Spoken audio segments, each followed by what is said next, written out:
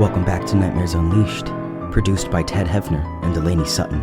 This is episode 11, Daylight. This episode contains depictions of death, existentialism, and gore. And now, enjoy the nightmare.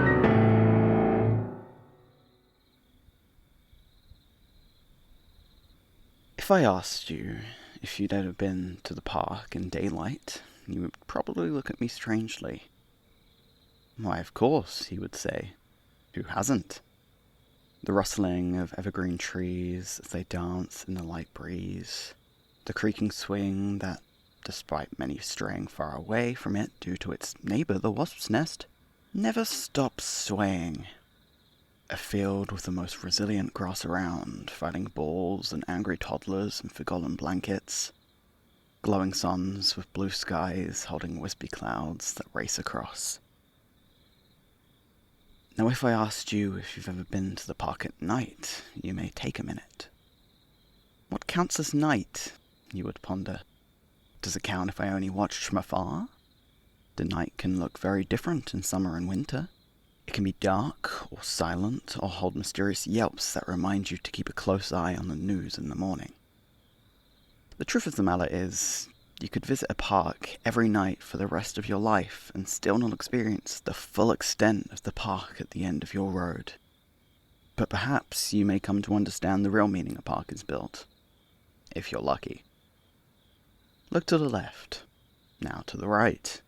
Honestly, it's dangerous to cross a road without looking both ways. What would you do without me? Now continue down the road. You've lived here long enough. I'm sure you don't need my guidance to get there.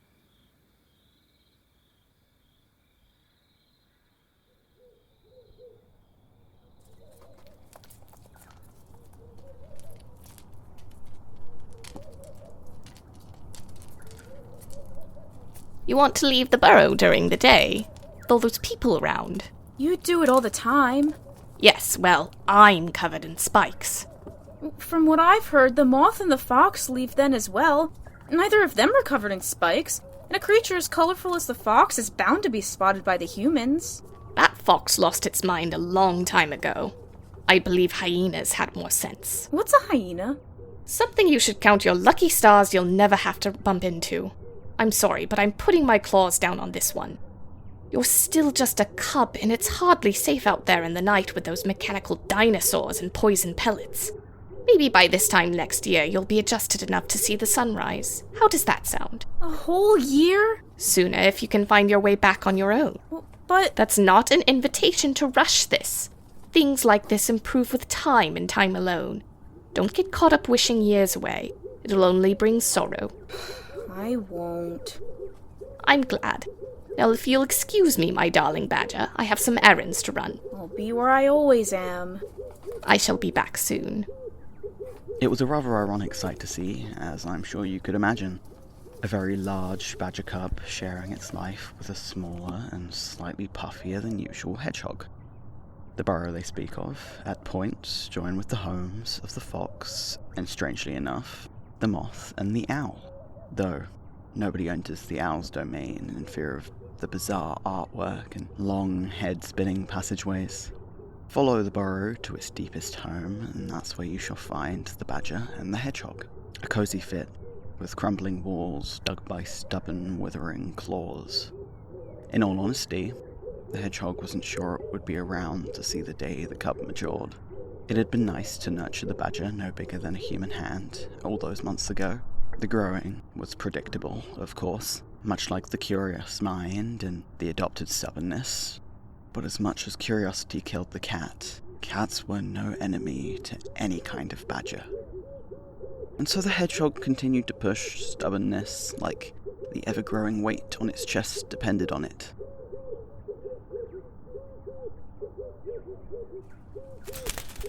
You know, if you really wanted to, you could. Owl? What are you doing so far in the burrow? Oh, I couldn't stand that morning breeze. Oh, well, you're welcome to snuggle up to me if you're cold. Hedgehog says I'm an excellent heater. Oh, well, you're too kind, little cub. We could stand to have more animals like you and me out there. Well, I'm hardly little anymore. What do you mean by out there? The outside world, of course. That is where you want to go, ain't it? Hedgehog says I'm not to go out there on my own until at least 6 full moons. Well, that ain't no fun for anybody. How's the painting going? Oh, mighty fine if I do say so myself. Made completely out of berries that, rumor has it, could kill a human within a matter of hours.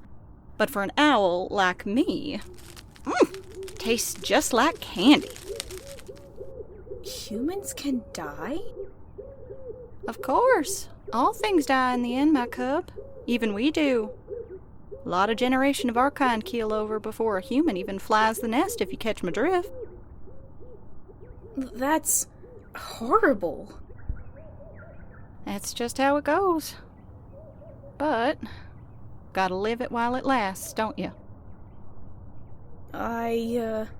Hush now. I gotta catch some Z's. Many would assume that the owl is a burrowing owl. They would be incorrect.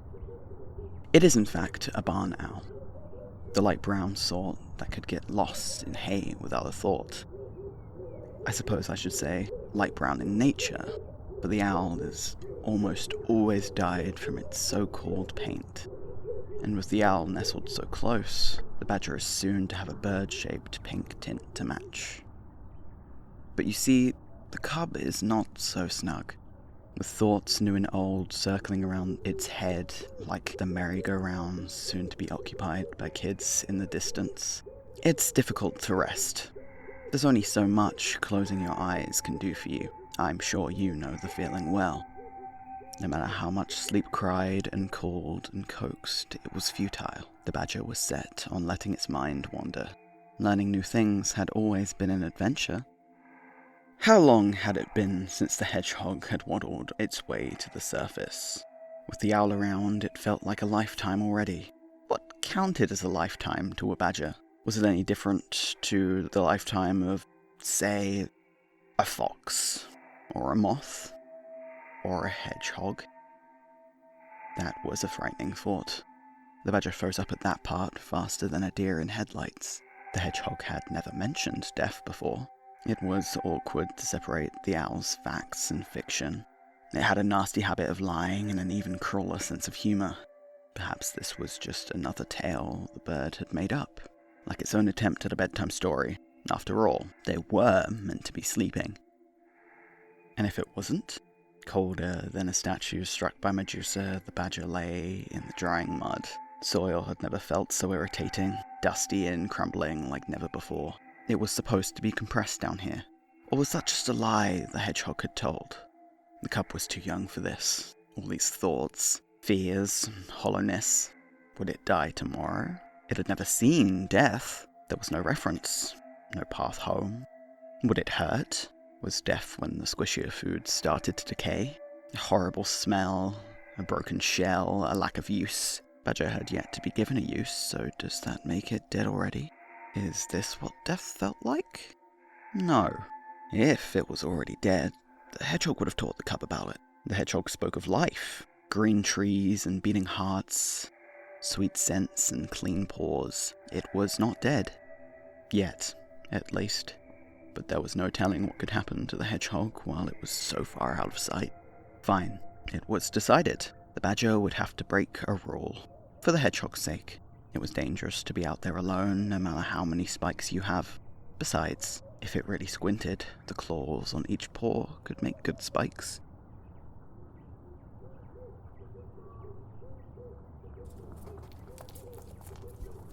Now, where do you think you're going, cub? I thought you were asleep.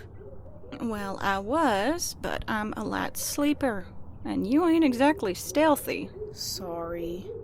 Now, that ain't your fault now, is it? Can't help the way you're built. Oh, you're going to the surface, ain't you? Bless your heart, after all I tried to teach you. Are you gonna stop me? Oh, I wouldn't think of it. I ain't coming with you either, though. That's what you're thinking. So don't you come crying to me if you see something out there that you ain't liking. But earlier you said... I said what? You're welcome to start your rebellious stage early, but don't go getting me involved, you hear? Now, if you will excuse me, I'm going back to bed. Yeah, of course. Sweet dreams? Yeah. To the Badger, this was almost like opening blackout curtains in your bedroom and witnessing a warm glow of something other than a streetlight for the first time. Lights shining in the darkness, especially from afar, is pretty, yes, but nothing as picturesque as the grass truly looking green for the first time. Not distorted by artificial light or the dimness of moonlight, just pure sunlight. The sky a light blue tint, no white skies of winter or the pitch black of autumn. Colour. You forget how you take it for granted until it's gone. 2 lefts, then a right at the carved tree stump. 2 lefts, then a right at the carved tree stump. 2 lefts, then a right at the, when's the first left again? Oh, it all looks so different now. No! Snap out of this! You can do it. We've got this. The Badger, as I'm sure you have guessed by now, is not one to typically talk aloud. In fact, most thoughts pass so fast that if it tried to voice its every thought, anyone would think it was playing pinata with a wasp's nest. Some say talking aloud to yourself is a sign of madness. Others counter it's a sign of a healthy, sane mind. It's an argument that sways either way.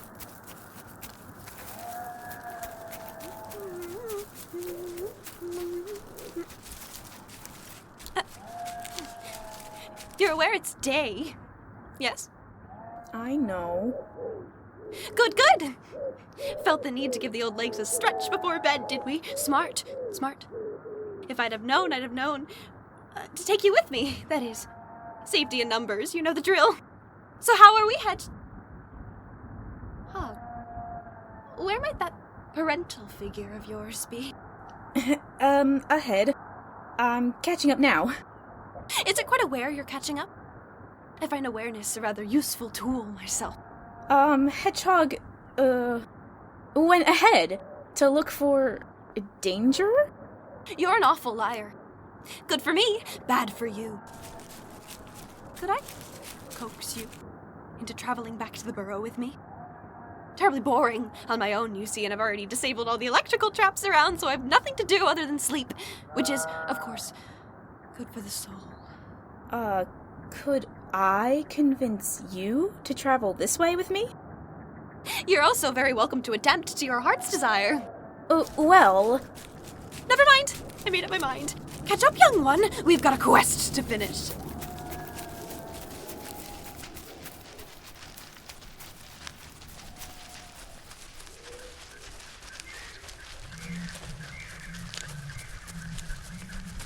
Fox, is it usually like this? Of course. It's much more colorful and social when the humans play. Speaking of, I'm sure you've heard a million times before, but do try and avoid them. They don't take the kindest interest in us, you see. Well, their cubs do sometimes, but I suppose I look quite like those dogs they're so fond of. You, on the other hand, well, you're certainly not any tamed or caged creature of theirs, that's for sure. I think I want to go home now. But we're almost there! You're about to become a fully fledged part of the burrow, young cub. Isn't that exciting? Your first adventure with old Foxy. Oh, what a pleasant surprise this will be for Hedgehog. I'm sure it will be excited to see you like this. But if it isn't, perhaps I wasn't here. You understand? Every creature for itself and all that.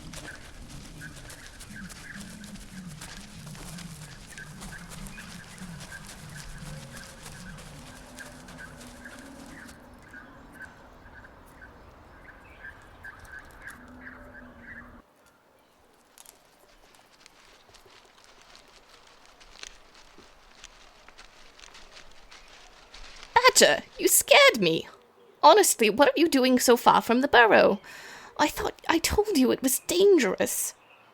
Don't give me that. You look so different in the daytime, my cub. So much larger. I wasn't aware your eyes could glow like that. When are we headed home? Once I finished this errand list. I'll send you back to the burrow now, but I worry you wouldn't make it home on your own, so just stick close and try to keep out of sight of the humans, okay? I can be patient. I'm glad. You're growing so fast. I'm so proud of you. What a sight to see. A hedgehog fading to grey and a badger looming over it with a grin. Many animals do not smile. Not because they aren't happy, but because it is unusual, unnatural. Like most elements of a human, dogs adopted it after being around them so long, but the sharp teeth only managed to translate malice. Tails have always been a much better form of expression. Maybe this is why humans struggle to communicate well. Such a shame they had to lose their tails. Such a shame they had to lose so much. What a sight to see! A hedgehog, frail yet meaty, picking berries with its 2 front paws to place into the carved-out mushroom head, carefully selecting each small round fruit with more precision than a parent at a market. A gentle tap with analysing eyes. The hedgehog made a note not to get these berries mixed up with the owls after last time. They could all stand to learn from their mistakes every once in a while. Perhaps hiding the badger cub from the world was one of those mistakes. Or perhaps the foundation for such a mistake to be made. The choice carried guilt, one of the few things the hedgehog could not stand to be. Guilty. As soon as they got home, it would make a note to fix that error as well. Apologise meaningfully when they're out of harm's way for certain, just to be safe. Perhaps they could travel out early tomorrow. After all, there's nothing more scenic than the sunrise from the top of the hill by the river. Tomorrow, the guilt would end. Yikes, yikes, yikes! It appears I'm seeing double. Those shocks must have gotten to me. Could have sworn I was immune at this point. Oh, how the earth confuses me. But I'm over there. But you're also over here. 2 places at once. Time has lost meaning. Why am I... looking at you like that? That? I do not know. Confused as we are, perchance? It looks... hungry. I would be as well if I was in as many places as you were. Not to worry. It's coming over here. Perhaps you could ask. Where are you going, cub? Now isn't the time to be wandering off. Cub? Look yourself dead in the eye, even if you won't look back. You may not be one and the same, but you are the same creature, so what difference does that make? Learn your place on the food chain. Learn you are higher and mightier and stronger. Do your eyes glow like that? Do you snarl with sharp teeth? You are hunger. Hunger for knowledge, for power, for your friends. They've looked after you this far. Why are you betraying them like this? They trusted you. And now their blood hangs from your mouth. You live longer. You grow bigger. You are the predator. And do you know the prey of the badger? They eat foxes, and birds, and insects. They eat your friends. Do you understand this? No, Hedgehog! Fox, please! You Make are the it monster stop! they hide from. Not the humans or the traps in the woods. You. You are the real monster. Don't you see? Don't you dare look away. This is what you deserve. This is what you are. This is all you are. A beast. A shadow in the night. A badger. Humans fear you. The traps aren't to keep the fox from stretching. They were made to kill you. You wondered what death feels like. You will taste the deaths of many. You will feel their deaths every step of the way. Be Don't you feel quiet! them now? I'm not... Where I'm have not... your friends gone? This isn't fair! I didn't ask for this!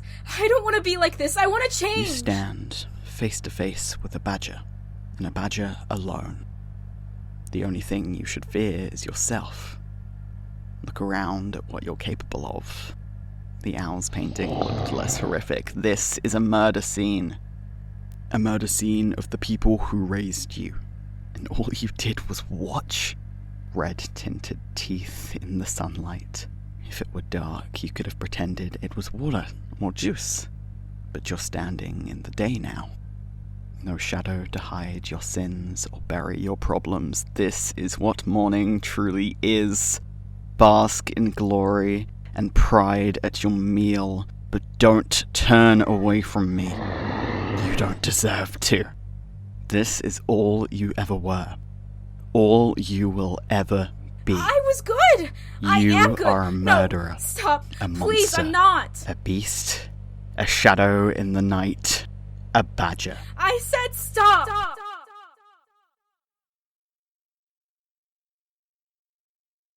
If I asked you if you've ever been to the park in daylight, you would probably look at me strangely. Why, of course, you would say. Who hasn't?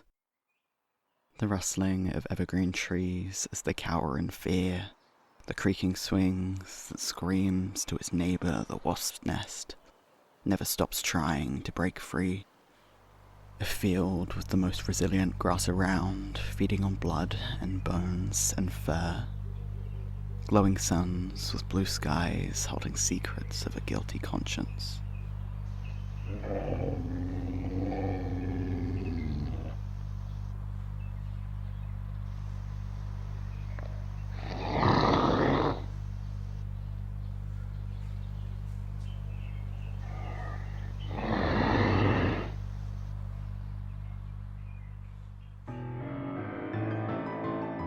This episode of Nightmares Unleashed was produced by Delaney, Sutton and Heavner. It was written and directed by MJ.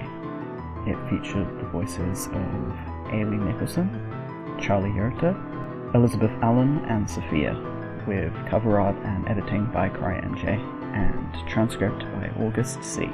Thanks for listening.